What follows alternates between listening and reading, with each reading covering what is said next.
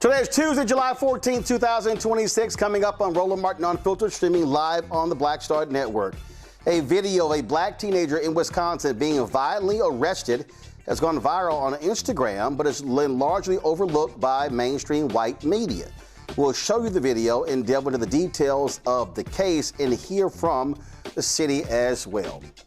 Well, folks, white Michigan progressive congressional candidate William Lawrence is facing backlash for comments he made about black elected officials. He says that they're basically defanging the white left. A federal judge has reversed Donald Trump's cancellation of $127 million in grants for black farmers. We'll talk with one of the plaintiffs in the case and a lawyer who fought the administration in court. A new investigation reveals that Elon Musk xAI data centers are releasing significant amounts of pollution into black communities across the country. No shock from that racist. In today's ShopBlackStarNetwork.com marketplace segment, we'll feature a conversation with a husband and wife duo who founded Tribe and Oak, a company that produces clean wax candles. And also, Lamont Bagby, the chair of the Democratic Party of Virginia, will show you what he has to say in terms of what his vision is for building on their majorities in the Commonwealth. Folks, it's time to bring the funk. I'm Roland Martin Unfiltered on the Black Star Network. Let's go. He's got whatever the miss, he's on it. Whatever it is, he's got the scoop, the fact, the find. And when it breaks, he's right on time and it's rolling. Best believe he's knowing. Putting it down from sports to news to politics. With entertainment just for kicks, he's rolling.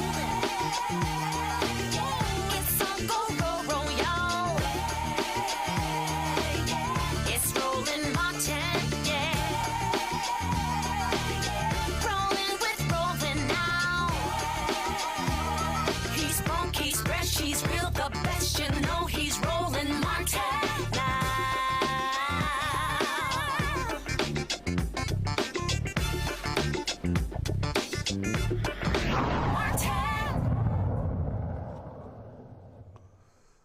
Folks, this video of a black Wisconsin teen being arrested is going viral and is causing a lot of discussion, especially since it appears mainstream white media is ignoring it. It's a typical afternoon with some teens riding their bikes. For an unknown reason, a Waukesha police officer violently handles the black teen when he did not obey his commands to sit down. Luckily, Instagram user Sammy_Stark caught the interaction on video. Watch.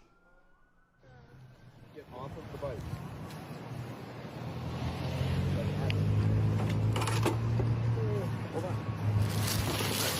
Hold this back. Stop.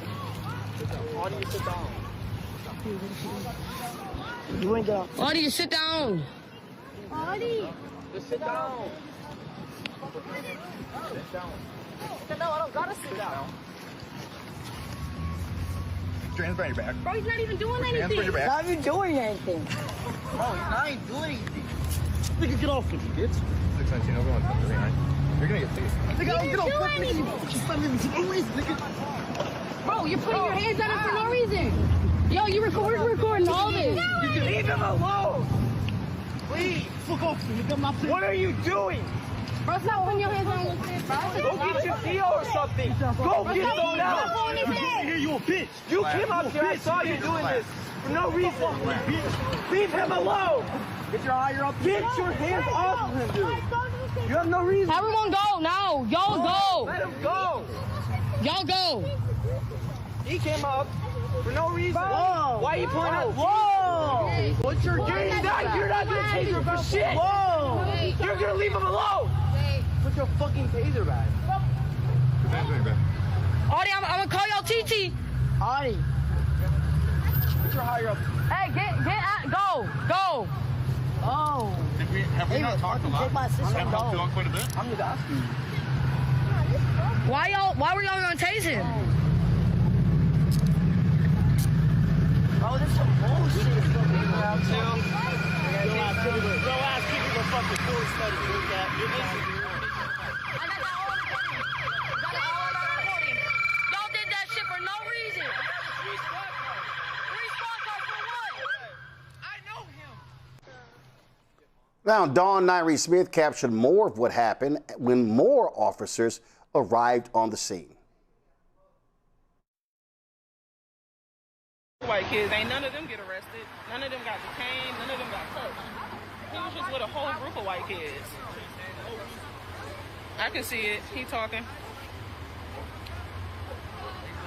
And he's young. He 14. They don't even need that much force. They done checked his pockets multiple times. So what? Like, we don't.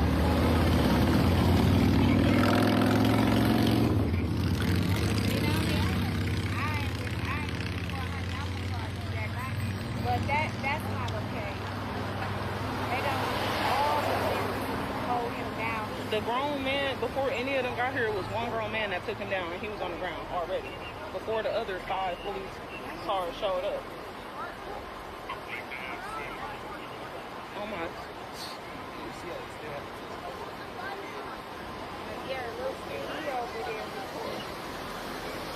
Took him out of the car again, they slammed him again. Yeah. I saw it. I didn't get that part on video. I know, me neither. You got his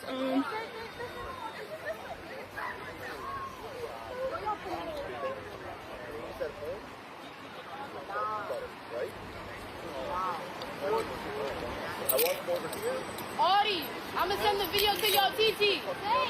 Got you on. I support the police. I do. Free Audie on the day. Free Audie, bro.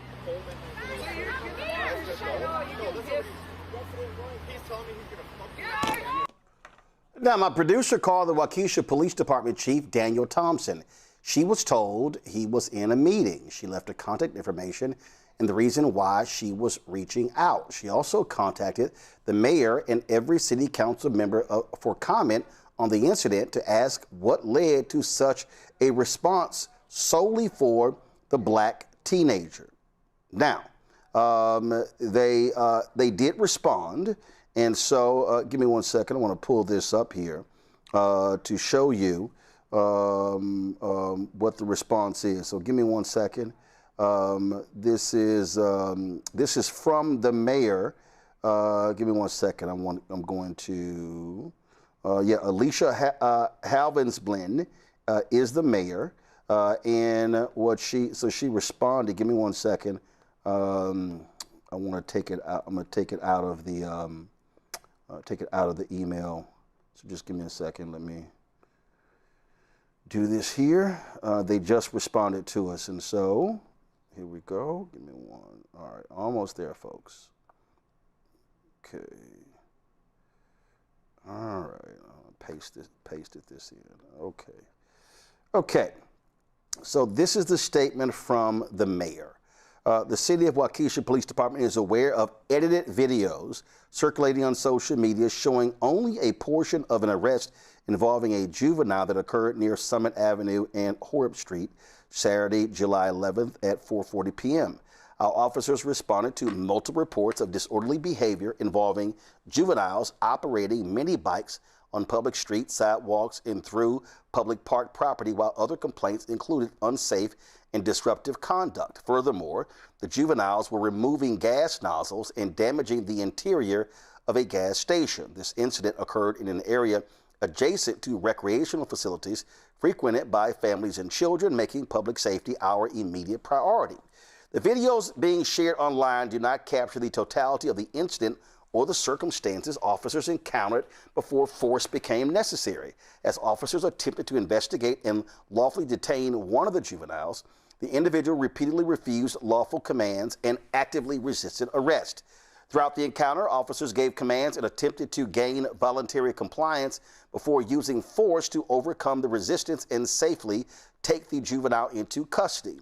The City of Waukesha expects its police officers to perform their duties lawfully, professionally, ethically, and with respect for every person they encounter. Those are the standards our officers are trained to uphold, and those are the standards by which we evaluate their actions. Just as importantly, our community also expects individuals to comply with lawful orders issued by police officers. Voluntary compliance is always our preferred outcome, and it is how the overwhelming majority of police encounters are resolved. However, when an individual actively resists lawful detention or arrest, officers have both the legal authority and the professional obligation to bring that resistance to an end. Choosing not to act in those circumstances would compromise public safety, diminish accountability, and fail the community's expectation that the law be applied fairly and consistently. No police officer is expected to simply walk away from unlawful conduct because an individual refuses to comply. Allowing active resistance or assaultive behavior to dictate whether an arrest occurs would place officers, bystanders, and the individual involved at greater risk while encouraging further lawless behavior. Because this incident involves a juvenile, Wisconsin law prohibits the release of the juvenile's identity or confidential juvenile records. While we cannot discuss prior juvenile matters, we can say that officers' actions were based on the circumstances they faced during this incident and their legal responsibility to protect the public and enforce the law.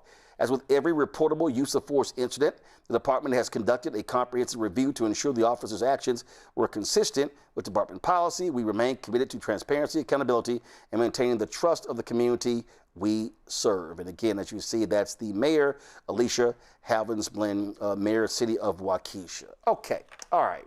So let's go to my panel. Dr. Mustafa Santiago Ali, former senior advisor for environmental justice at the EPA, joining us from D.C. Randy Bryant, entrepreneur, author, speaker from Washington, D.C. as well. Dr. Katrina Gamble, CEO, Sojourner Strategies out of D.C. Glad to have all three of you here. I'm going to start with you, Mustafa. Here's the issue that the mayor didn't address. So in her statement, she says there were multiple reports of disorderly behavior involving juveniles, operating mini bikes on public streets, sidewalks, through public property. They were removing gas nozzles. They, plural. Okay, so the question then becomes, why was the black juvenile the only person accosted? Well, I can't speak for the officer or the mayor, but we do know that some of the bystanders also said that there were white kids who were there as well.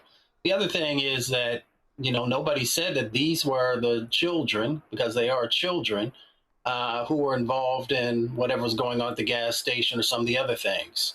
We do know organizations like the Sentencing Project have shared, based upon the statistics and the research that they've been able to do, that black youth are 4 times more likely to actually be detained or to be arrested than white youth. So that statistic is really interesting, just because based upon what the bystanders were saying, that there were both black kids and white kids, and maybe there were other types of kids who were there, but this is the only individual who was, you know, unfortunately arrested. Some would say his rights were violated, and a number of other types of things you can see based upon the video there. Some folks could say he was brutalized. So officers are supposed to serve and protect. They also have discretionary powers to be able to just have a conversation with someone. They don't have to put their hands on them. The other thing that we know, as I close out, is the fact that in many instances, they don't see our children as children, but they see them as adults. And even if it was an adult, you still should not be violating their civil rights or their human rights. But they dehumanize. They don't give the benefit of the doubt. Often there's no proof. So they figure that they can detain, they can arrest, and then figure things out later on. And that is not the paradigm that they operate from when it comes to white kids. Randy, again, okay, a mayor, were the officers wearing body cams? If so, release the body cams. You can block out the juvenile's face so we don't actually see it, but if you want us to believe that these 2 videos don't show all that happened, okay, release the video. Dash cam, body cam. Right. And you know, they always hesitate to do that. The chances of us ever seeing that video are small unless we have to get, you know, a lawyer involved. And they take advantage of the fact that sometimes we don't have the resources to hire an attorney and compel them to release the evidence. And so they get away with treating our kids less than human. You know, that it was so hard to watch. I was a 14-year-old child, and I counted 8 police officers And they said, I think there were 6 cars, 5 or 6 cars for a 14-year-old child who was riding a bicycle. And that is the way our children are being treated, because they don't see him as a child. They see him as an animal. I don't even think they see us as people, which is just extraordinarily disturbing. Also, that whole idea of them trying to de-escalate a situation, it seems as if when they see us, that automatically gives them cause to act as if they're scared. They can claim that they had to use aggressive force because they're afraid, just simply for us existing, simply just for the color of our skin. That's how they react, and how they feel comfortable. As I watched this repeatedly, how they felt that this was right to do, all of these officers surrounding one 14-year-old child, is unbelievable to me. It just shows how they do not see us again as human. Again, Katrina, for me, this is very basic.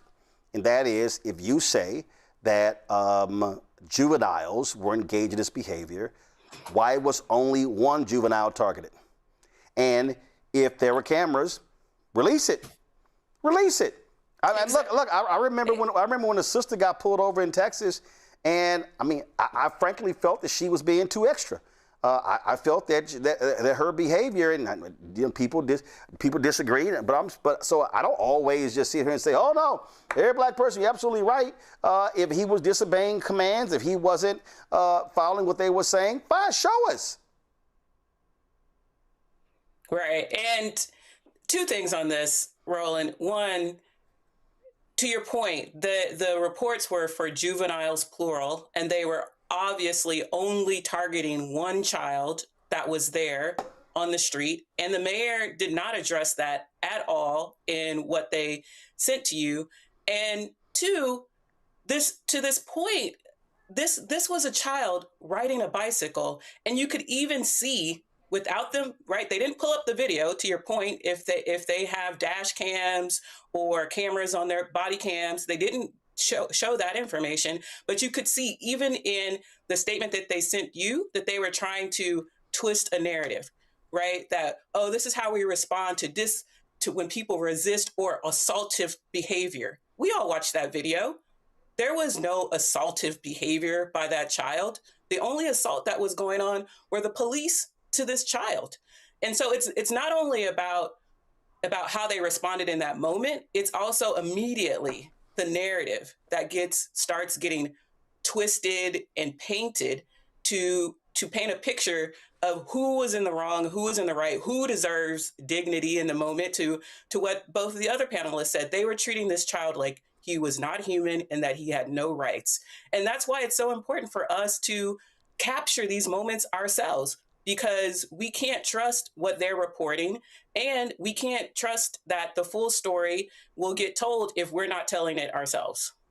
Well, I think back to one of the first cities that got body cameras, and it was in California. And I'm looking for that city. And what was interesting is that when they got the body cameras, you had almost a 70% reduction it was Rialto, California. Right here, that's right. I remember this. So this is 2012.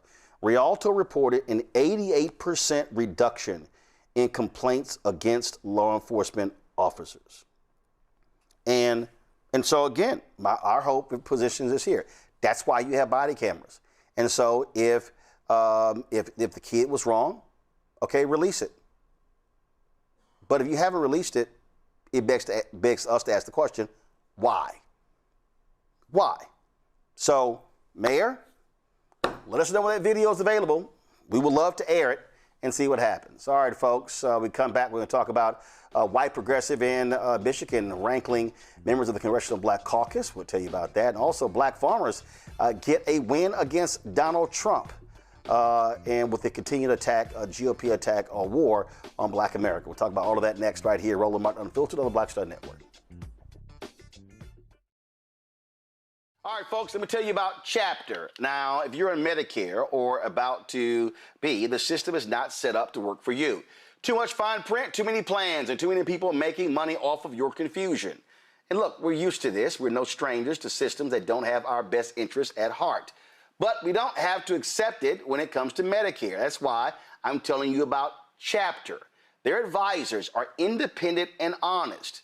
In fact, they're the only Medicare advisors that compare every plan nationwide. And they're focused on one thing: what works for you. If there's a better plan out there, they'll find it. If you're already in the right one, they'll tell you that too. There are no games. Just last year, people who switched with Chapter saved an average of $1,100. It's 20 minutes and a real person. It's completely free. My parents actually have already called. My mom sent me a text. Folks, give Chapter a call at 724-264-8281, 724-264-8281, and connect with someone you can trust. Folks, these are the kind of services that we need for our audience here at Roland Martin Unfiltered and the Black Star Network. So call Chapter right now, 724-264-8281. I'm Ryan Wilson, CEO and co-founder of The Gathering Spot, and you're watching Roland Martin Unfiltered on the Black Star Network.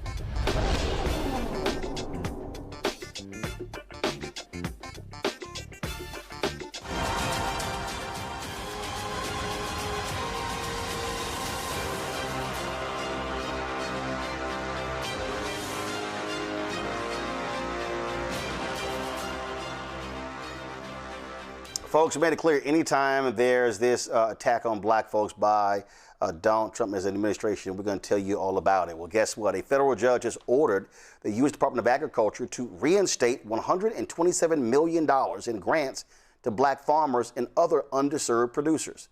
This decision reverses the Trump administration's cancellation of the funds. The grants are part of the Increasing Land, Capital, and Market Access Program, which the Biden administration established through the American Rescue Plan and the Inflation Reduction Act.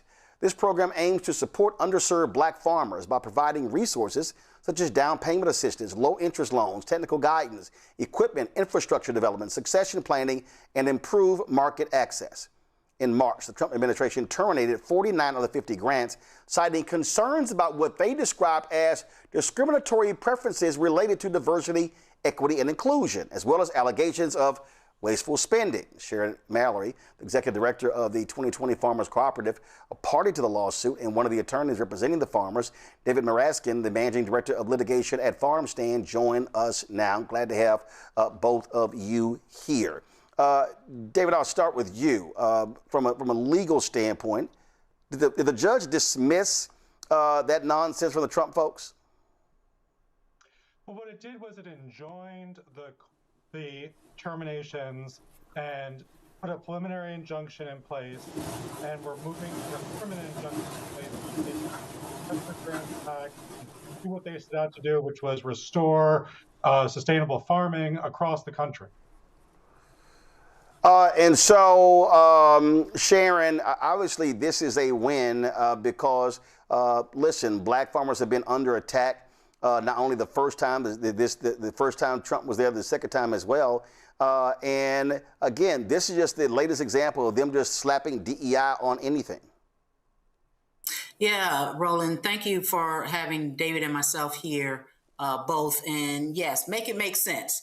I think that's my biggest thing. Make it make sense. But we might not always like how the blessings are come, but it is a blessing to have the grants restored. It will allow us to really focus and move forward and help small scale farmers across the country. You know, the 2020 Farmers Co-op is really unique in that we go from north, south, east, and west. We go above the Mason-Dixon line and west of the Mississippi.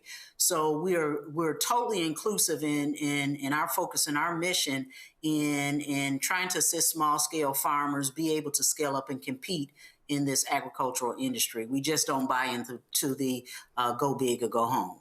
Farmers have been here for a long time. David, Judge Beryl Howell ruled that the plaintiffs would likely succeed with their legal claims and said they would suffer irreparable harm if the funding got canceled. You know, this is for all those people who were whining and complaining during the Biden-Harris administration saying, oh, these federal judges don't matter. Here's a perfect example of they do.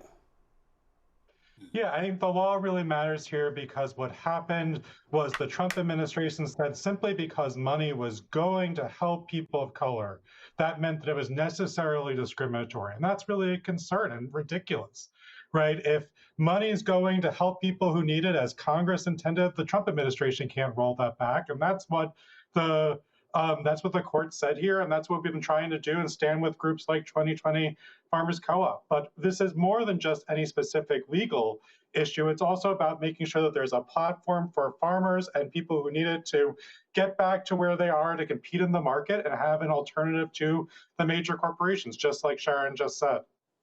You know, Sharon, as I sit here and go through this 37-page ruling, the thing that jumps out is Trump is running around here gallivanting, talking about, oh, how he's helping farmers. No, he's helping white farmers. Their actions are punitive against black and other minority farmers. Okay, Roland, I'm gonna say it again. Make it make sense. But I think where we're at right now is we have to understand that you can pick a color, whatever color you want it to be. There's one commonality in this whole issue, and that is farmers create food that we eat every single day. And we need to stay focused on that. We need to acknowledge that our food system is very frail, and we need to understand that small-scale farmers across the board, pick a color, doesn't matter. Small-scale farmers are here to be solutions to our farming crises. And if we don't accept that, we're only going to dig ourselves further and further into a hole, and we're going to see the price of things go up, and we just need to be very focused. And that's where the 2020 Farmers Co-op really wants to stay, is center of this. We're going to let David and the legal types handle the legal aspect, but we're trying to get our farmers geared back up and say, okay, let's dust ourselves off, refocus, and move forward. You know, one of the things, I'm reading this, David, the judge writes, defendants overstate the perceived increased burden posed by adding plaintiffs to the compilation and production of the administrative record, given that the new plaintiffs asserts the same, go to my iPad, asserts the same alleged pattern of practice by defendants in the same grant program already at issue. I mean, what was interesting, I mean, she's just in here and she is just eviscerating the Trump Department of Justice or the USDA and just showing how just utterly ridiculous their arguments are. Well, one of the things we're trying to do in this case is show that these terminations are not just isolated instances, but they're part of a pattern by which the Department of Agriculture set out to terminate grants that the administration thought it could label as objectionable. So we have documents that suggest that what happened was the Department of Agriculture searched for things like DEI or underserved.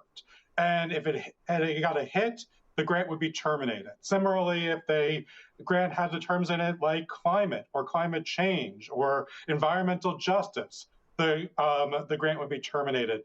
And that's what really the court's getting at, is that these groups are trying to operate and do the best they can to provide services that Congress said everyone needs and we as a society need, to take back our food system from corporate giants who control it and put it in the hands of the people on the ground.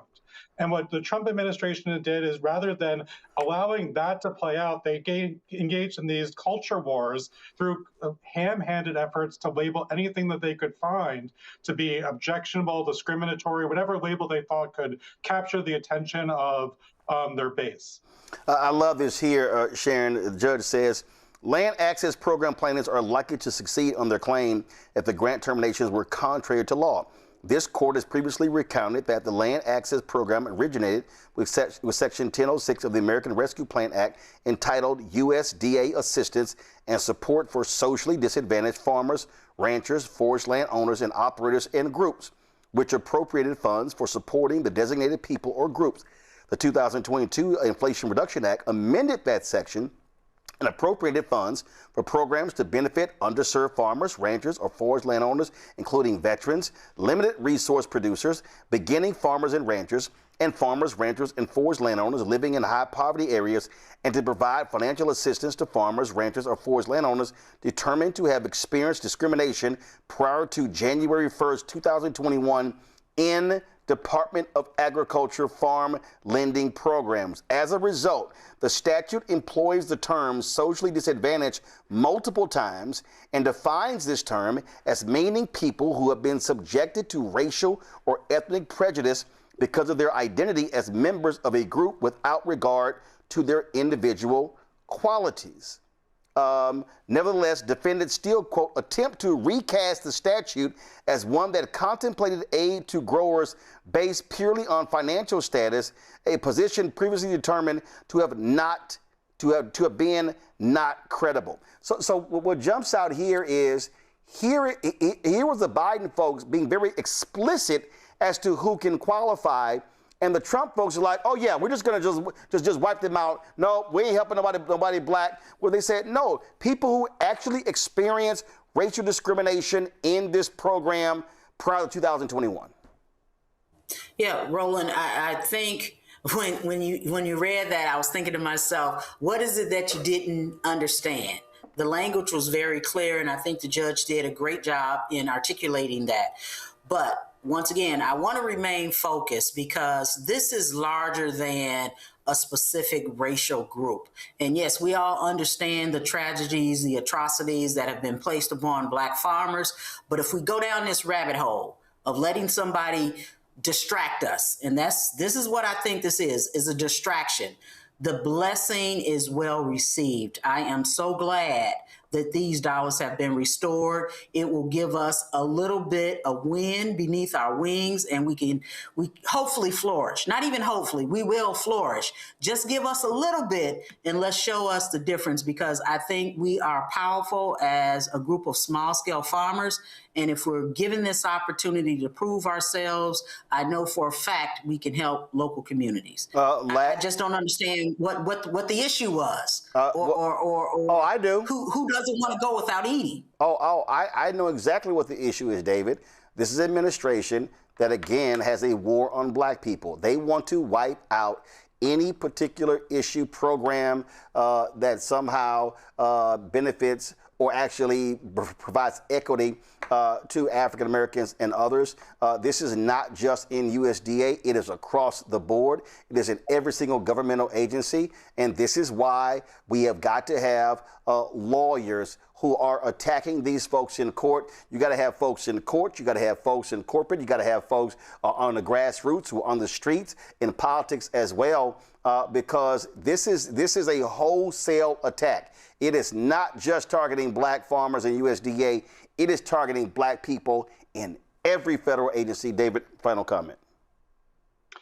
I think Sharon really said it well. This is more than just about a USDA attack against a particular group, but it's about a government that's turned itself over to corporate interests and not let us lay the groundwork to have an alternative system. And that certainly is negatively impacting black farmers, but it's negatively impacting lots of people too.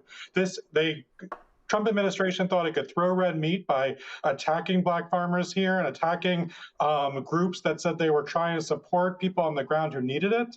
But really what's going on is they're keeping us from having a food system that isn't corporate controlled. And there's a lot of overlap in our history and in our present day between racial bias and corporate control. And I think you're seeing that go hand in hand here in terms of favoring corporate control and having that be having racial bias be a tool for that. All right, then. Well, congratulations and keep up the fight. David Maraskin, as well as Sharon Mallory, thanks a lot. Thank you, Darrell. Listen, what we have to just understand here is that you're going to see more of this. Again, they are attacking everything. We keep trying to explain to people why voting in November is critically important. We keep walking people through and connecting the dots. I know there are people out there who are saying, okay, you know what, none of this stuff impacts me. I'm just living my life. I'm just trying to survive. But the reality is, guess what? There are black farmers who have families who are trying to survive as well. And this goes beyond. This is in this area. We're going to later show you this back and forth with Congresswoman Summer Lee and Robert F. Kennedy Jr. Talking about the issue of black maternal health and what happens by not trying to use the word black. And Katrina, we had you on talking about again the survey y'all did. I just need people to understand what's going on here.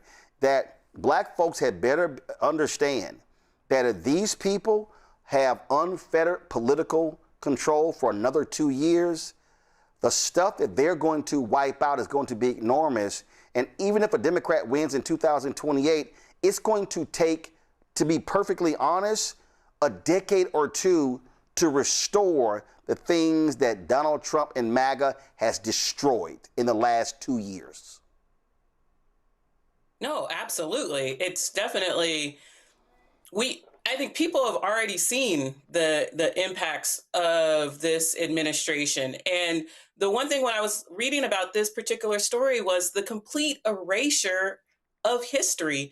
There are so many instances in this country where Black farmers have had to sue the USDA because of discrimination. So this idea that there's some problem with moving grants and resources to a population of farmers who have, for honestly decades and decades, have been pushing back against discrimination is ridiculous, honestly. And I agree with you, Roland. There is a lot of work for us to make sure people understand the consequences of this election and creating ways in which people can begin to find ways to engage and understand, like, what's their skin in the game in this election. I think this is one story, but there are many, many other stories that we can tell to make that case. Mustafa, my dear friend Joe Madison would always say, you got to put it where the goats can get it. And this is an example of how we have to walk people through and explain to them this. And all of a sudden, when people wake up and go, oh, damn, wait a minute, hold up. They changed all of that? Yes, they changed all of that.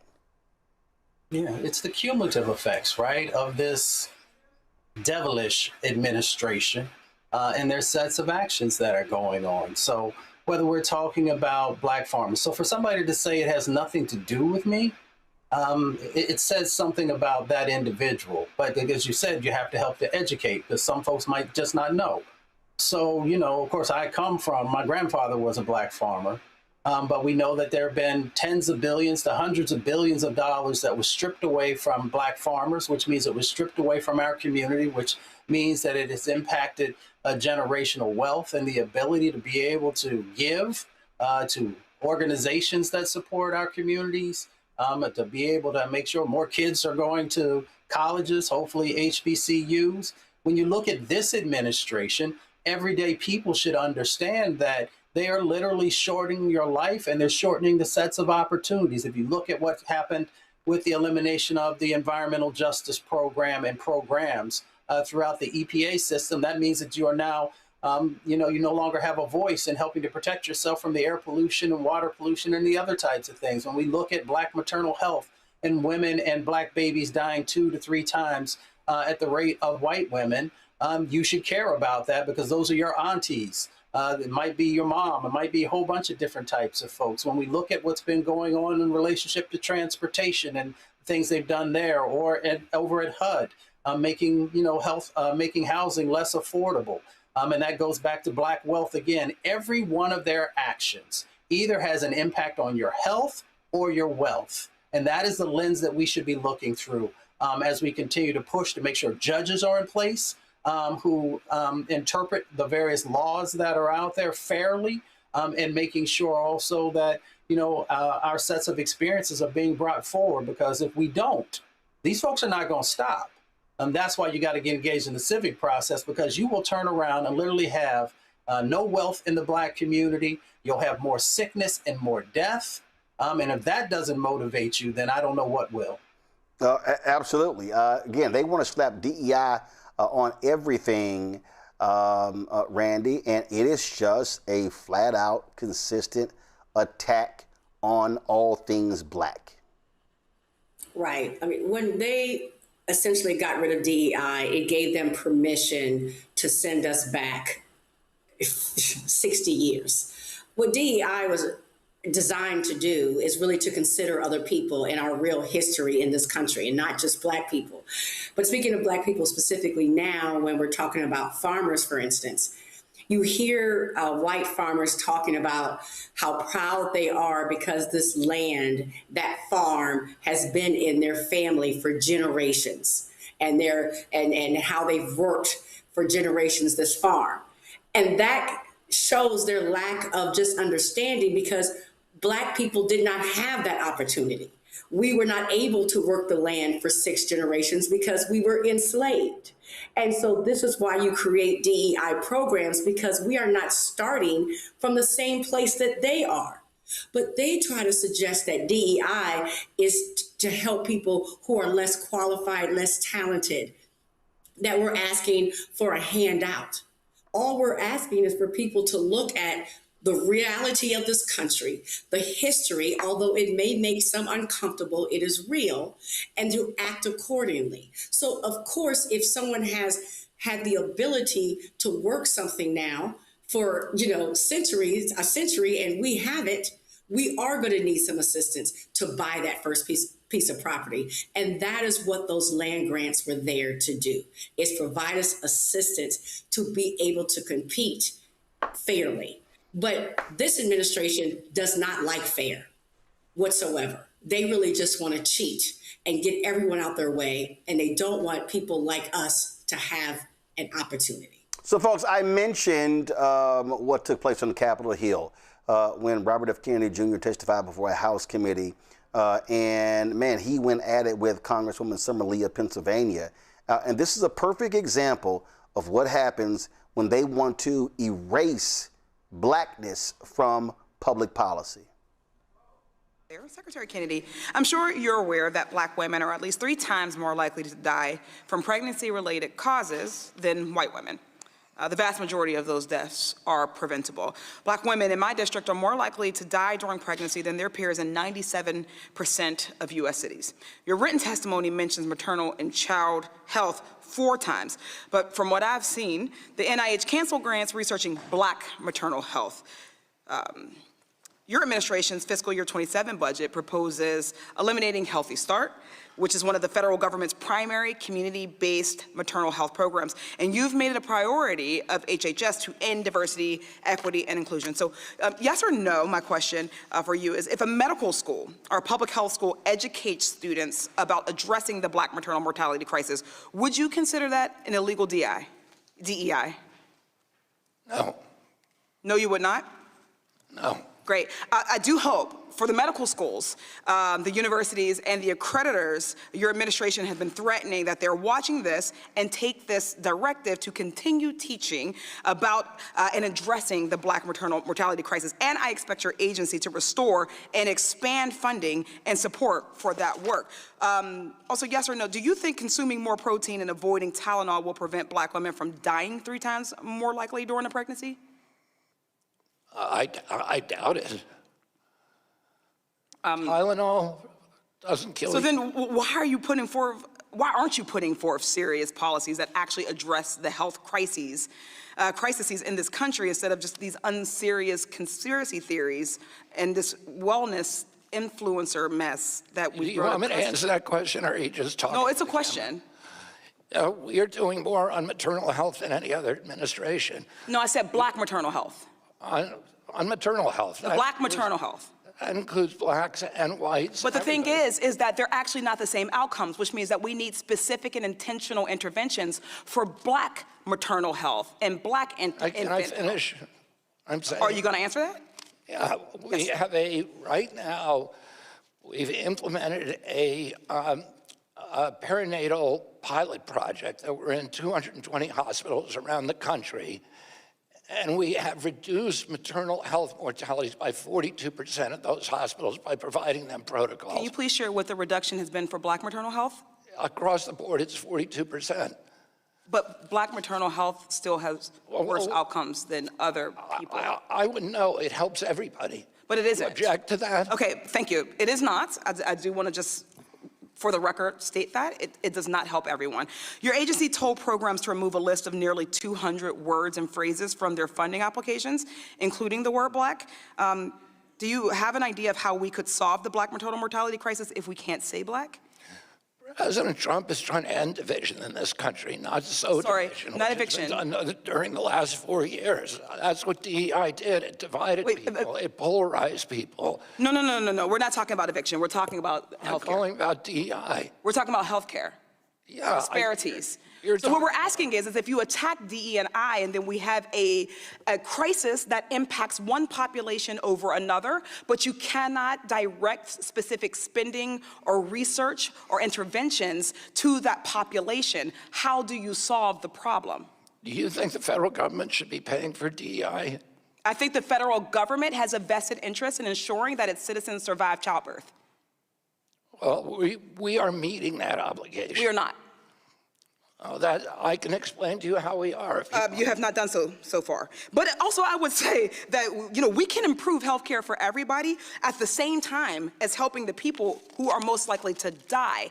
That's what DE&I, well, first of all, DE&I makes sure that we have Black doctors or women doctors. Or that we're talking about the fact that we have a mortality rate that is not matched by any other country as what we would call developed as ours. That right there explains it all, Randy. First, the sheer stupidity of Robert F. Kennedy Jr. and how their attacks on DEI is having a negative impact on the Black maternal outcomes of black women. It's having a direct impact on us. It is well known, and he knows the stats, but he doesn't care about the stats, that we are 3 times more likely to die in death, regardless of education, no level, or socioeconomic level. There is nothing we can do. We have heard stars come out like Serena Williams and talk about how they almost died. And so there was money set aside to solve that problem. Let's figure out why Black mothers are not surviving. And also there's an increase, there's a higher chance of our children not living. You would think that a country that cared about all of its citizens would care about dealing with that specific issue. And yet what they're trying to act like is that they're dealing with maternal health by treating everybody the same. Because when they got rid of DEI, what the Supreme Court essentially said is that the United States has been and continues to be colorblind. Now, you're not going to find one person of color. None of us Black folks are going to ever agree to that. But that makes them feel better. It's so interesting to me that he said that DEI is what tore us apart, not the Jim Crow laws, not all the discrimination that goes on, the bad practices they did, but the actual solution that DEI, because then we at least were talking about it and trying to find solutions. That is what divided us. See, these people don't like to feel uncomfortable with the truth of America, and if you challenge them in any way, that's when they become upset. They don't care about our real problems. And they don't, frankly, care about the fact that we die at such a higher rate by simply just having children. Well, Katrina, is also because they deny that systemic racism exists. So therefore, their whole deal is, well, we shouldn't do anything specific for y'all. Is she saying, wait a minute, died 3.5 times more than white women? That's say, wait a minute, hold up. Let's throw the services there. It reminded me of when a lot of the AIDS money kept going to largely white male gay organizations. And it was like, you do know that the face of HIV/AIDS had changed, and they wouldn't change the funding. And you should be targeting the problem. They don't want to do it because that means you have to acknowledge that race plays a role in this. Exactly. And that's what I was talking about earlier when we were having this discussion about this erasure of history. This is a country where systemic racism is built into the fabric of how this country was built. And so for us to try to deny the impact of that is ridiculous. And to your point about on the mortality rate, when she was citing the statistics, it was like he was totally ignoring it. The data shows that we are disproportionately impacted. There's disparities for Black women giving birth. And even they are trying to eliminate any conversation of race in the discussion of the history of this country and the implications on any number of policies. I mean, we saw it even in the Calais decision that came down in April, right? Oh, there's no difference across race in terms of people's ability to exercise their vote power. We've been seeing this coming, and they're hitting every single institution, from things that impact our health, from things that impact our political power, to things that impact our pocketbooks. It is like a consistent, concerted assault on Black people. And the way that they're doing it is to say, oh, race doesn't matter.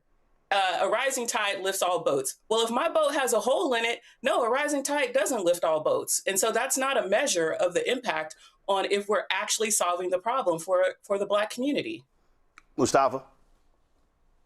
Well, you got to remember, this is the party of family values. This is the party that's always talking about keeping babies alive. This is the party, of course, that's against women being able to choose about their own health care and how they want that to play out in their lives.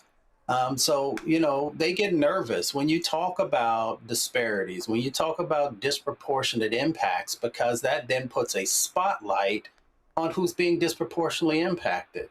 How are disparities actually playing out? In this context, who's dying and who's living?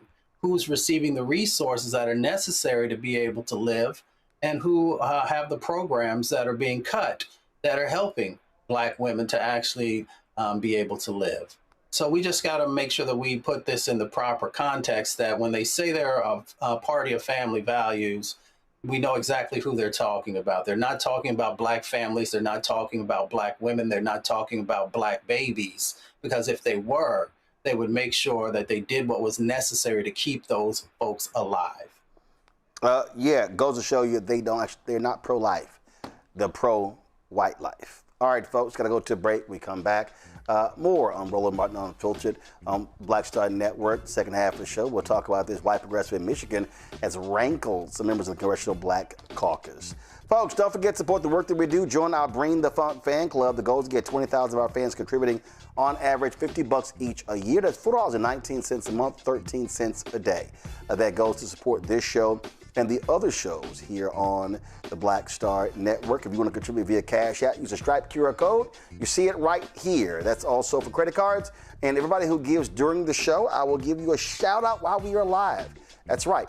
Checks and money order. Make it payable to Roland Martin Unfiltered. P.O. Box 57196, Washington, D.C. 20037-0196. PayPal is R Martin Unfiltered. Venmo RM Unfiltered. Zelle Roland at RolandSMartin.com. Roland at RolandMartinUnfiltered.com. We'll be right back. All right, folks, let me tell you about Chapter. Now, if you're on Medicare or about to be, the system is not set up to work for you. Too much fine print, too many plans, and too many people making money off of your confusion. And look, we're used to this. We're no strangers to systems that don't have our best interests at heart. But we don't have to accept it when it comes to Medicare. That's why I'm telling you about Chapter. Their advisors are independent and honest. In fact, they're the only Medicare advisors that compare every plan nationwide. And they're focused on one thing: what works for you. If there's a better plan out there, they'll find it. If you're already in the right one, they'll tell you that too. There are no games. Just last year, people who switched with Chapter saved an average of $1,100. It's 20 minutes and a real person. It's completely free. My parents actually have already called. My mom sent me a text. Folks, give Chapter a call at 724-264-8281, 724-264-8281, and connect with someone you can trust. Folks, these are the kind of services that we need for our audience here at Roland Martin Unfiltered and the Black Star Network. So call Chapter right now, 724-264-8281. My name is Bill Duke, and you're watching Roland Martin Unfiltered.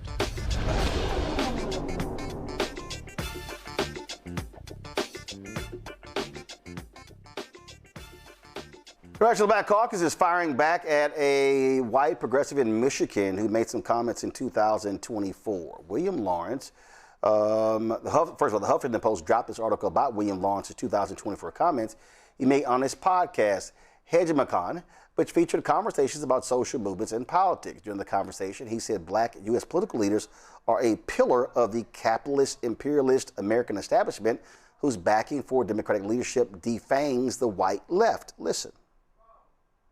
If you have concluded that there is a problem with racist policing in the U.S., then we implore you to consider that those police departments, they see a connection with the Israeli project, and so we think you should too. And we think that you should also see a connection with and identify with, the Palestinian freedom struggle.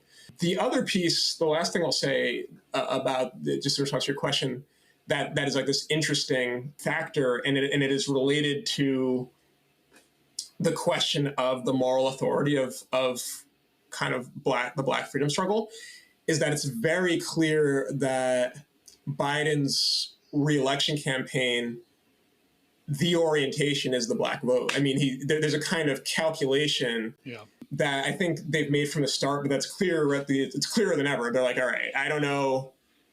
We've probably lost, the so-called Arab vote and the Muslim vote. I hate the way they talk about these kind of reductionist demographic categories. But maybe we can get the Black vote. And so the fact that Biden gave this commencement address at Morehouse College, which was pretty painful to watch as a Black person, as a Black leftist, really the Morehouse administration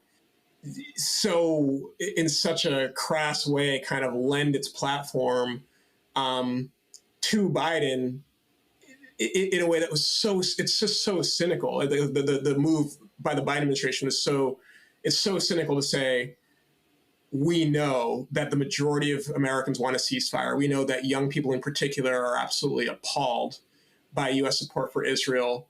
But this place, which is kind of the crown jewel of historically Black colleges, the fact that Biden can give this commencement address is a gesture toward the notion that this is a progressive administration. And so that is something for us to grapple with, actually, like recognizing that it's not just that we recognize the significance of the kind of political and moral, if you will, significance, or the political significance of the moral authority, and credibility of the Black freedom struggle. It's not just that we recognize that, it's like power recognizes that. Biden recognizes that. The White House recognizes that. And therefore, that is a contested space that we need to show up to. I mean, how do you feel? What do you think is the trajectory as a millennial Black leftist? It's not something I can talk too much about because I'm white and it's not my struggle. That being said, like the extent to which the older generation of Black political leadership are such of a pillar, frankly, for establishment, capitalist, imperialist, American power through their role, as this kind of traditionalist, establishmentist pillar of the Democratic Party, it's a big problem. It's a big problem for left politics in this country, and it gets us every single time, and it really defangs the white left, puts us in impossible positions. Really, it's very effective politically, and so I don't know. I'm curious. But we're also seeing, now that, unfortunately, don't want anyone to vote for Trump, but like young Black people are falling away from the Democratic Party, and the support is not showing up in the same way. We'll see what happens in November. Okay, so Lawrence gave this statement to HuffPost. I have tremendous respect for Black community leaders who have been at the forefront of the fight for freedom for centuries. This was in the context of a wide-ranging conversation with a guest on the show about the racial dynamics in progressive politics. I regret how this specific point was expressed. Now, the Congressional Black Caucus Political Action Committee, they weighed in and they were not at all happy with what he had to say, blasting his decision.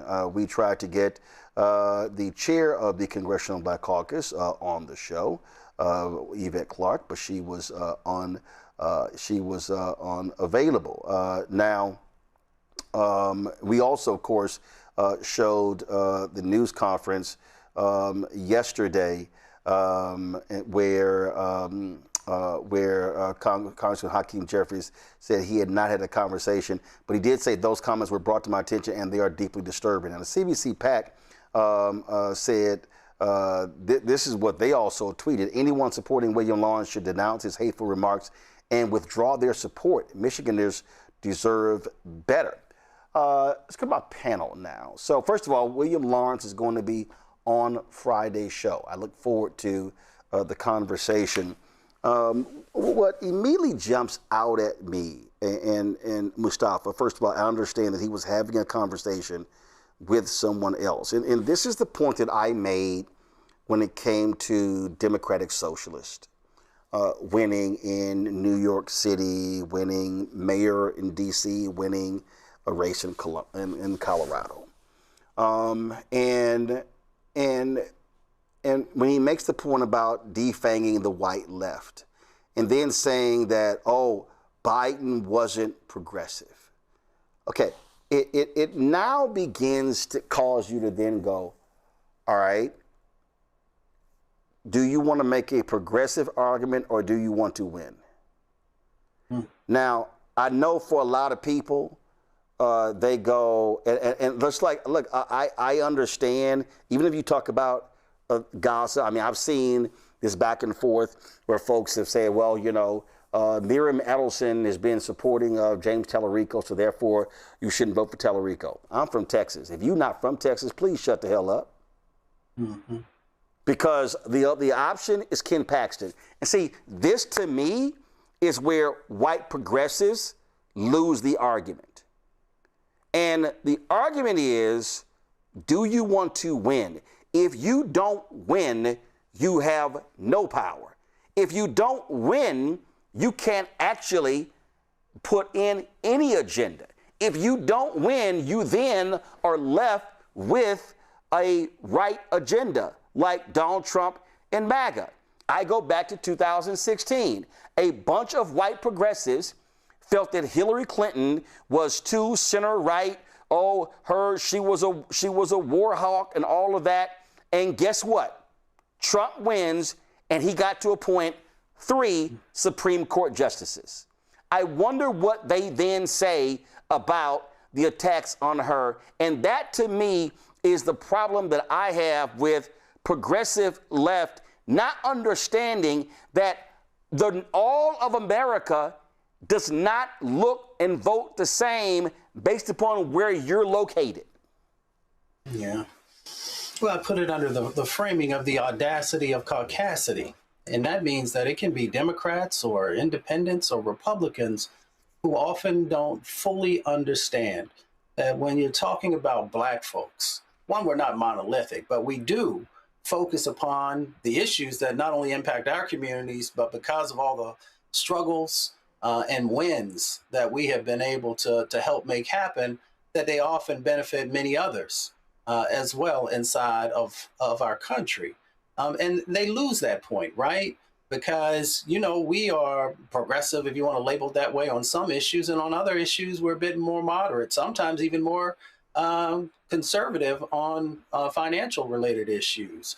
And they sometimes want to just make it seem like that we are out here in center field by ourselves, instead of understanding that we think critically about all the issues that impact our communities. So that's why I'm never really surprised, and I work with all kinds of folks, but I'm never surprised when people pull off the veneer of who they truly are and what they truly believe. See, Randy, when is a perfect example. It's a perfect example. And man, I wish I could pull it up. So when I interviewed Yank Yeager, do you know what he told me? He said, Roland, I think this was in 2023. It was for his book. He said, Roland, the best example of the right progressive in Congress is Senator John Fetterman. Straight up. Straight up. Y'all find that clip. Find that clip. He literally said that. And I was like, and he was going on and on and on about how if we want to change this country, we got to have more progressives like John Fetterman. And I went, okay, taking your argument, that's one. How do you get to 218 in the House? How do you get to 51 votes or 60 votes in the Senate? And now we know, of course, exactly how John Fetterman, or who John Fetterman really is. And this right here is what I will consistently say is the problem with this notion of progressives. That when you look at the country, when you talk about congressional races are about that district of 700 to 850,000 people. So you might be a far left progressive or progressive Democrat, but the district of Sanford Bishop in Georgia is not the same as AOC in New York. But Sanford Bishop is a Democrat in Georgia. And you need Sanford Bishop to win in order for you to get to 218 so you can control the House. Right, exactly right. I mean, I find let me say this. I really don't I love the way he started his response, whereas I can't speak on it because I'm a white man. And I wish he had kind of left it there.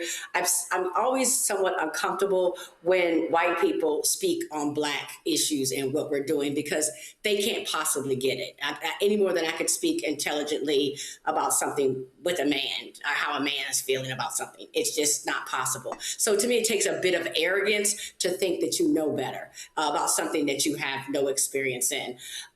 Second, I find that progressives are passionate about issues, and I do think they're worthy of listening to because it does matter when it comes to voting. But I don't think sometimes they understand that, one, there's a two-party system, and like you said, you are trying to win. You're trying to win, so you have to be somewhat moderate because you're trying to satisfy a whole constituency of people. And that disappoints people who are typically, I find them to be one single issue voters or maybe two issues. And they think that issue should run everything and everyone is going to vote the same way because they're just as passionate about the issue as you are, or at least should be. And that's not the reality because like you said, it all comes back to winning. Yeah, I mean, I just, Katrina, here's a perfect example. In early 2024, the Trump campaign were running, the PACs, they were running commercials on Black radio stations, and they were talking about transgender athletes. And I remember listening to the commercial, and I remember sending a text message to folks in the Biden campaign. And I said, are y'all paying attention to this? And they were like, oh yeah, that's not having any impact. And it was a trial run. Because what then happened was they started dropping the television ads. In every football game, basketball game. I remember, I swear, I was in a red state. I don't know where I was. We were covering stuff. And I remember I was watching a game, Katrina. I swear I saw that commercial 8 times. I swear the one that included Charlemagne and DJ Envy, Kamala Harris's comments about surgery for a transgender prisoner. And I knew what I was hearing. I knew that the issue of transgender athletes was not going well with a lot of Black men. I also knew that the issue of abortion, reproductive rights, for a large part of the black community, problematic. Now, if you are a hardcore progressive, you have to understand, and this is not just black people, because those issues play differently when you're talking about Latino voters, especially those who are Catholic. So the point is, how do you put together a coalition that includes different people? Because again, the object is to win. You can have these absolutely progressive candidates in one part of the country, and if you think folk can run like that in other parts of the country, you're nuts, and you're not going to win. Connor Lamb could not run like that for Congress where he was in Pennsylvania, because outside of Philadelphia and Pittsburgh, Pennsylvania is Alabama.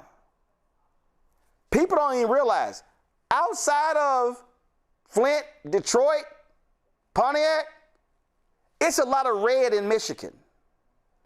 And so this is what progressives are going to have to understand. Everybody cannot run as a far left progressive if you actually want to have a majority in the House and in the Senate, or even win the White House. Right. I think for me, this idea of, this idea of like the goal is to just win. I think that that's like only the first step, right? Because there's like a myriad of examples of where people, where folks, like a particular party has won and the lives of people has not changed at all. So to some degree, I think I just want to push back on it, that like, it's like, either do you want to be progressive or do you want to win? Like, I don't think it's like a either or. Like, there is like the larger math of like, how do you gain congressional power? But I do think that there is a role to push on this, push a bit on like once we win, like what actually Oh, absolutely. happens. You brought it up at the beginning with Fetterman for whatever the point is. It's like having like a majority of Democrats doesn't mean that things are actually going to deliver things for our people. So Kyrsten Sinema, Joe Manchin in Virginia, right? And what I recognize politically is that when you actually look at the Democrats compared to the Republicans, I've said this for the longest: Republicans, you're either right or far right. That's it. There's no such thing as a moderate Republican. It doesn't exist. The Democratic Party, you've actually got center right, center left, you've got progressive, you've got far progressive. You actually have a much larger tent. Democrats have to piece together. They got to piece together a broad coalition to get the 218. They do in the House. And 51 in the Senate. It's not the same as it on the right. And politically, you have to actually deal with that reality. And so the question then becomes, all right, what are the policies you're pushing? When you win, when you get power, what are you actually changing? And again, when I hear people say the Biden administration wasn't progressive, then I go, compared to what? And that is an issue that you have to deal with, because I remember people like, yo, he ain't go hard enough on student loans. And I was like, what the fuck are you talking about? Did you not? It went to the Supreme Court. And so this is this tension, because I then even asked the question, Katrina, when somebody tells me, this is a real progressive, I then go, okay, what does that actually mean? What does it actually mean? Right. And I want people to define that.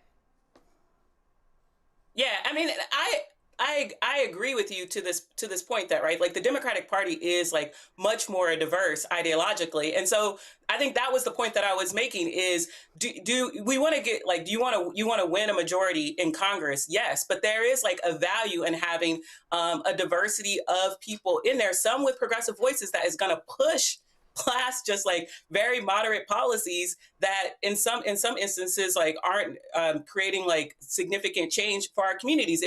It's like to the point of like why sometimes people feel cynical. And so I do think that there is value, but to your point is like where are the opportunities, like where there's like viability to like have more progressive elected officials in office to like make what that chamber looks like more diverse. And to some degree, when we were listening to the original clip, the other thing that I was thinking about was even in the course of this conversation, like Black people are not all the same. Nope. Right? Like we're saying like Black people feel this way about abortion, Black people feel this way about this issue.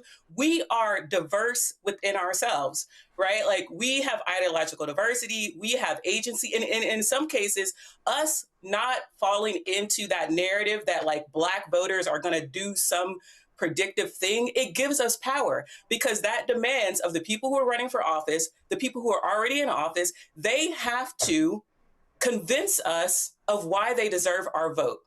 And so I do think this idea of like kind of talking about Black people as a monolith, both in terms of how he was talking about Black leaders and also about how we talk about Black voters, it actually diminishes our power in this democratic process. And so I think, anyway, that is the one other additional point that I wanted to make in this conversation. Yeah, I mean, it is a worthwhile discussion, Mustafa. But I still go back to, again, when I hear phrases, when somebody says, I'm a progressive, I then go, what does that mean? What does that mean?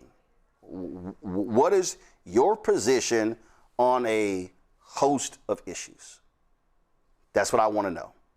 Which then causes to say, okay, all right, so if you say you're progressive on these issues, got it. What did you actually get passed? What did you actually, I mean, that the hit on Senator Bernie Sanders is that he's been there a long time. What did he actually get passed? If you actually say who's one of the most effective Democrats in the House, it's Congresswoman Lauren Underwood. When you look at policy. But this thing to me right here is what white progressives are going to have to listen, if you will, and actually understand that your worldview is not the worldview of all Democrats. This is why I keep getting pissed off when people act like Mondani is he's the future of the Democratic Party. And he got elected the same year as the brother in Cleveland, the brother in Birmingham, the brother in Atlanta, and it's as if those mayors didn't exist. That, to me, is the mistake that progressives make, is that you have to understand that there are different pockets of the country that don't simply agree with your position on a number of things. So the question then becomes, do you demand candidates that are of like mind and they lose, and then you get a right-wing candidate in, and then what type of policies are they going to implement? That's really what you have to contend with here. That is, do you want to be right or do you want to be effective? Because, there are a number of different issues that are out there that are incredibly important, but you have to be able to, one, build a coalition. Two, you have to be able to actually make real change happen in people's lives so that they see that the vote that they gave you actually yielded something. And unfortunately, sometimes we have folks who just want to be loud and who just want to get attention. And that does not necessarily change the lives of folks in Mississippi, doesn't change the lives of folks who are in Georgia, done changed the lives of folks in lots of different places across our country. Folks are looking for somebody who sees them, who hears them, who understands their pain, and is willing to move forward on policies that will help to change that dynamic. So whatever label you want to use, the most important thing is that we're actually doing something that matters and that will help not only this generation, but the next generation to be in a better position. And if you do that, then you're beginning to move in the direction that this democracy actually needs. You know, you always got these dumbasses, Randy. I got this fool sports actuary on in chat. Like, oh, here's Roland Schilling. No, it's called reality. And this, Randy, is the problem that people don't seem to understand. Politics, first, Ron Kirk, when he was the mayor of Dallas, we were talking one day, and Ron Kirk said, Roland, let me explain. He said that these people understand. Either you have the votes or you don't. He said, when I'm sitting there on the dais and I got council members who are yelling and screaming, he said, I ain't got to say nothing. He said, I got the votes right here. He said, you need votes. You need votes to win. Now, what role do people serve? Do you need politicians in your party pushing as aggressively as possible? Absolutely. Do you need people in the streets pushing aggressively as possible? Absolutely. There's a difference between winning wars and winning arguments on television. And I think back to 1964. I think back to Atlantic City with the Mississippi Freedom Democratic Party. Fanlou Hamer, Bob Moses, they went there and they said, we need to integrate the Mississippi delegation. And LBJ was concerned about winning the South, holding the South, beating Barry Goldwater. And so he told Walter Reuther, after they continued not accepting compromises, he said, you make it clear, you tell King, accept the compromise or he gets his labor funding pulled. So what does King do? King accepts the compromise. Now, Fanlou Hamer, Bob Moses were angry. They were going off on Bayard Rustin. King says, I will take a win in 64. He said, because the promise they're going to integrate the delegations in 68. And they were angry. They said, we ain't waiting for 68. He said, we couldn't get it in 64. He had to make a strategic decision. One, do I completely lose funding for the entire movement on this issue, or do I accept this compromise in 64? And what ended up happening? In 68, there were integrated delegations. And so he had to make a choice at that moment. And that's the thing that I believe when you look at politics or anything else, you push as hard as you can. You push and push. But there comes a point when you have to accept the reality that you didn't win. So, do you completely chuck everything and say, well, I didn't get everything I wanted, so therefore I'm not supporting this? Or do you say, I'm going to accept as much as I can today, but I'm coming back tomorrow for more? I agree with you completely. I probably, people would consider me what they would call a progressive in a lot of ways. I certainly, read in that direction and, listen to a lot of people in that vein. But there's two things can be true at once, right? So I can believe in a policy. I can believe, let's say, reparations need to happen immediately. Let's say that is something I believe in. But do I believe that if we put up a candidate tomorrow that would appeal to the population because I want us to win? No. So politics have sometimes to be somewhat separate from your way of thinking at that time. And what you hope, and we need progressives, we need to think, we need to get ideas and think about our people. But if we're talking about getting elected by a whole, and you have to then be strategic. And those ideas of, it's easy for me to romanticize of what I want this world to be. And I do that, and that is important. We all should be doing that and work hard to create the world that we want for ourselves. But the way we get to where we want to be is within a system right now. It's in a two-party system.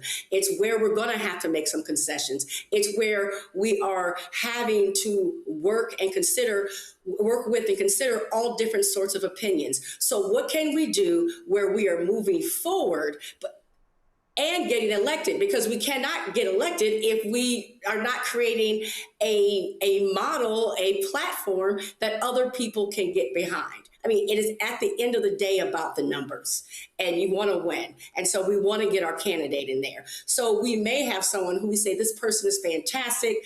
I love the ideas this person has, but can that person win in the election? Because if we can't win, all we do is have that great person with his great ideas sitting at home, writing great articles.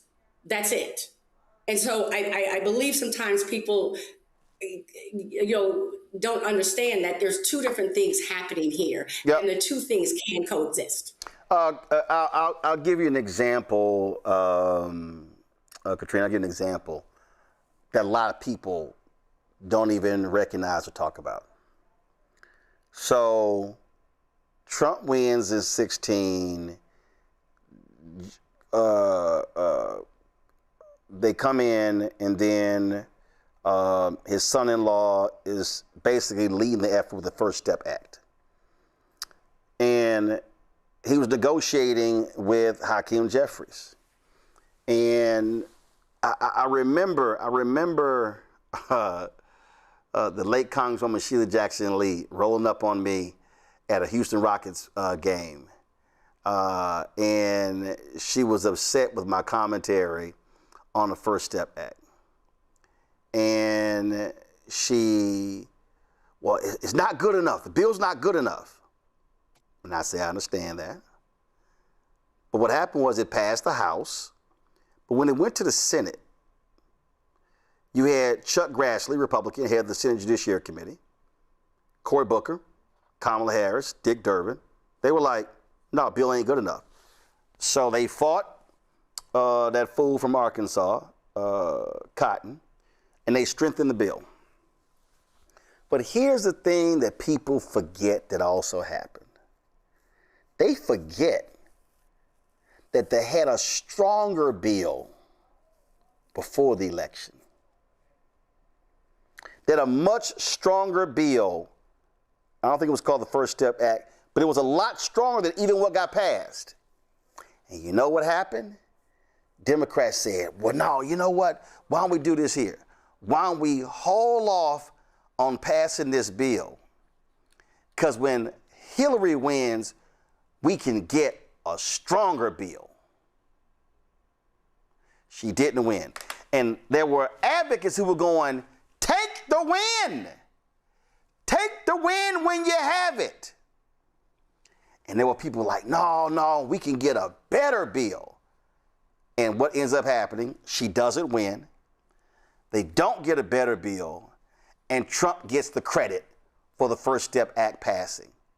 That's one of those examples in politics where you can push and push and push and push and push, but you sometimes have to accept the reality that if it's the First Step Act, let me take the win today, and let me come back with the Second Step Act.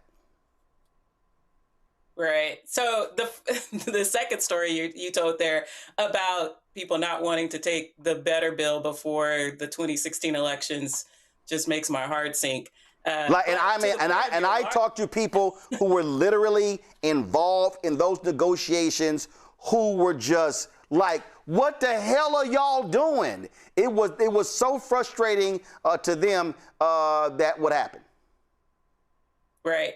So, because I would say, I would probably say that I'm a progressive and a pragmatist. So I would have tried to pass the policy when I knew that I had power and not wait in the interim. But the thing that I would add to the story that you were telling, both the 64 Fannie Lou Hamer story and this story right here you were just telling about the First Step Act, is that there is a role for everyone, right? Like the folks that were pushing for something better is the reason why that when it came back to the Senate, they had to go back and adjust it. Now, was it as good as what you were saying?